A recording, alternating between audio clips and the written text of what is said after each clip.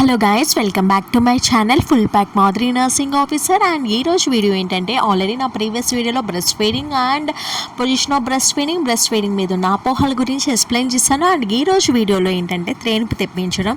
నేను చూసిన చాలా మటుకు కేసెస్లో నార్మల్ డెలివరీగా అవ్వచ్చు, సిజేరియన్ అవ్వచ్చు, తల్లి బిడ్డకి పాలు ఇచ్చేసి వాళ్ళతో పాటు నిద్రపోతారండి. సరే, తల్లికి ఓపిక లేదు, మరి తల్లి పక్కన ఉన్న అటెండర్స్ ఏం చేస్తున్నారు?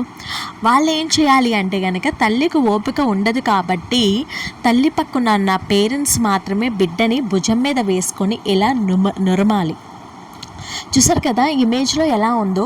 బిడ్డని ఇలా భుజం మీద వేసుకొని వెనకాల నురుముతూ ఉండాలి, బ్యాక్ సైడ్, ఓకేనా, పైనుంచి కింద వరకు. అలాగే లేకపోతే కనుక ట్యాప్ చేయాలి.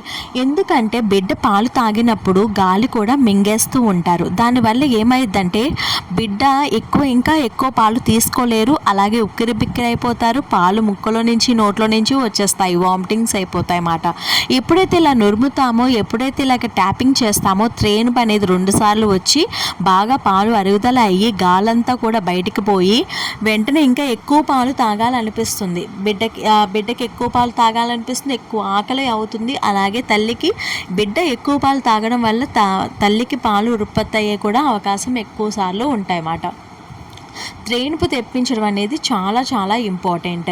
మీరు అంటే బిడ్డ పాలు తాగిన వెంటనే 2 సార్లు కానీ 3 సార్లు కానీ త్రేన్పు అయితే తెప్పించాలి. అప్పుడే పుట్టిన బిడ్డల్లో అయినా సరే, లేకపోతే కనుక 6 months వరకు త్రేన్పు అయితే తెప్పించాలి ఎట్టి పరిస్థితుల్లోనూ. చూసారు కదా పొజిషన్, ఇలాగా భుజం మీద బిడ్డని వేసుకొని చక్కగా ట్యాప్ చేసుకుంటూ గాలిని బయటకైతే వదిలేస్తారు బిడ్డలు. అప్పుడు ఎక్కువ పాలు తాగే అవకాశం ఉంటుంది, ఎక్కువ ఆకలి వేస్తుంది వాళ్ళకి. మరి ఈ వీడియో కనుక మీకు యూస్ఫుల్ అయితే కనుక, ఎవరైతే కనుక పాలిచ్చే తల్లులు ఉంటారో కంపల్సరీ కనుక ఈ వీడియో చూడండి, లైక్ చేయండి, షేర్ చేయండి, సబ్స్క్రైబ్ చేసుకోండి if it is useful to you. Thank you for watching.